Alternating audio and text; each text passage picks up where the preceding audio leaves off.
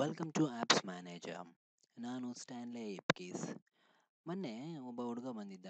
ಅಂದರೆ ಇಲ್ಲಿ ನಮ್ಮ ಪಕ್ಕದ ಮನೇನ ಹೊಸ ಕಂಪ್ಯೂಟರ್ ತೊಗೊಂಡ. ಸೊ ನಾನು ಅವನಿಗೆ ಮಾಮೂಲಿಯಾದ ಪ್ರಶ್ನೆ ಕೇಳಿದೆ.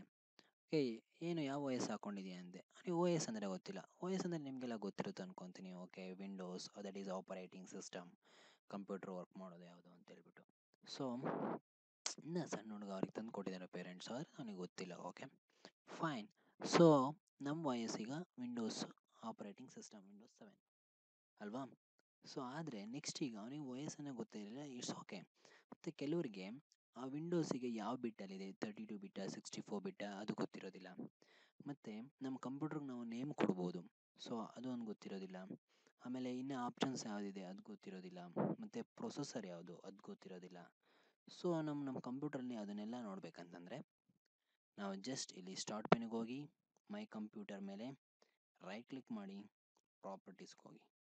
ಸೊ ಇಲ್ಲಿ ನೋಡಿ, ಈಗ Windows 7 this is our O S, Microsoft Windows O S. Okay, so ಈಗ ನಮ್ಮ ಮ್ಯಾನುಫ್ಯಾಕ್ಚರರು ಮತ್ತು ಇದು processor Intel R core i5 processor ಇದೆ, 2.6 GHz. Okay, this is C P U. Fine. ಮತ್ತು ರ್ಯಾಮ್ ಎಷ್ಟಿದೆ, 4 GB. ನಮ್ಮ system type 64-bit operating system ಇದು. ಮತ್ತು ಪೆನ್ನು ಮತ್ತು ಟಚ್ ಸ್ಕ್ರೀನ್ ಅಲ್ಲ ಅಂತ, ನೋ ಇದು ಅಲ್ಲ ಅಂತ ಹೇಳ್ಬಿಟ್ಟು. ಓಕೆ, ಮತ್ತು ಇಲ್ಲಿ ನೋಡಿ computer name, full computer name ಅಂತೆಲ್ಲ ಇದೆ.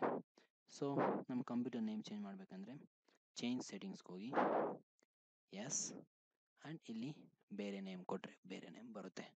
ಉದಾಹರಣೆಗೆ ಚೀನಾ ಅಂತ ಕೊಟ್ಟು ನೋಡೋಣ. ಅಪ್ಲೈ. Okay, fine. ಈಗ ನಾವು ಕಂಪ್ಯೂಟರ್ಗೆ ಹೋಗೋಣ.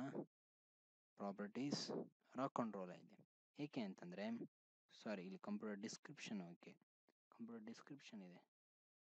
ಚೀನಾ ಚೇಂಜ್ ಆಗಿದೆ ಅಲ್ವಾ? ಕಂಪ್ಯೂಟರ್ ಡಿಸ್ಕ್ರಿಪ್ಷನ್ ಇದು. ಬಟ್ ಕಂಪ್ಯೂಟರ್ ನೇಮ್ ಕೊಡಬೇಕಂತಂದರೆ ಚೇಂಜ್ಗೆ ಹೋಗಿ ಇಲ್ಲಿ ಕಂಪ್ಯೂಟರ್ ನೇಮ್ ಚೀನಾ ಅಂತ ಹೇಳ್ಕೋಣ. Okay, okay, come on. Fine. You must restart your computer to apply these changes ಅಂತ ಇದೆ. ಸೊ ರೀಸ್ಟಾರ್ಟ್ ಕೊಟ್ಟರೆ ನಮ್ಮ ಕಂಪ್ಯೂಟರ್ ನೇಮ್ ಚೇಂಜ್ ಆಗುತ್ತೆ. ಓಕೆ, ಆದರೆ ನಾನು ಸದ್ಯಕ್ಕೆ ರೀಸ್ಟಾರ್ಟ್ ಕೊಡೋ ಅವಶ್ಯಕತೆ ಇಲ್ಲ. So I am closing this. Fine. ನೋಡಿ, ಸ್ಟ್ರಕ್ ಆಗಿದೆ. ಓಕೆ, ಸರಿ, ನೋಡೋಣ. ಮತ್ತು ನಮ್ಮ ಟಾಸ್ಕ್ ಮ್ಯಾನೇಜರ್ ನೋಡೋಣ ಈ ಸರಿ. Task manager system properties enters ಕೊಡೋಣ. ಎಂಡ್ ನೋಡಿ, ಫೈನ್. ಈಗ ಎಂಡ್ ಆಗಿದೆ. ಸೊ ಆ ಥರ ನಮ್ಮ ಕಂಪ್ಯೂಟರ್ ನೇಮ್ ಮತ್ತು ಕಂಪ್ಯೂಟರ್ ಪ್ರಾಪರ್ಟೀಸ್ನ ನಾವು ನೋಡ್ಬೋದು. ಅದಲ್ಲದೆ ಡೈರೆಕ್ಟಾಗಿ ಇಲ್ಲಿ ಸರ್ಚಲ್ಲಿ ಸಿಸ್ಟಮ್ ಪ್ರಾಪರ್ಟೀಸ್ ಅಂತೇಳಿ ಟೈಪ್ ಮಾಡಿದ್ರೆ ಎಂಟರ್ ಹೊಡಿರಿ. Okay, this is going to a different word. System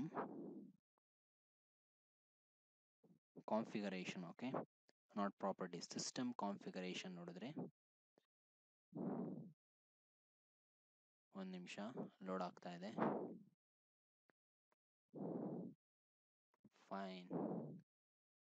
General boot services, startup tools. Okay, system configuration is different. Okay, system information. Fine. Oh, ಒಂದೊಂದ್ಸಲಿ ಇಂಗ್ಲಿಷ್ ಪದಗಳು. It's okay. Configuration, system information. Okay, just our information. See Microsoft Windows 7 OS, our version ಯಾವುದಿದು version.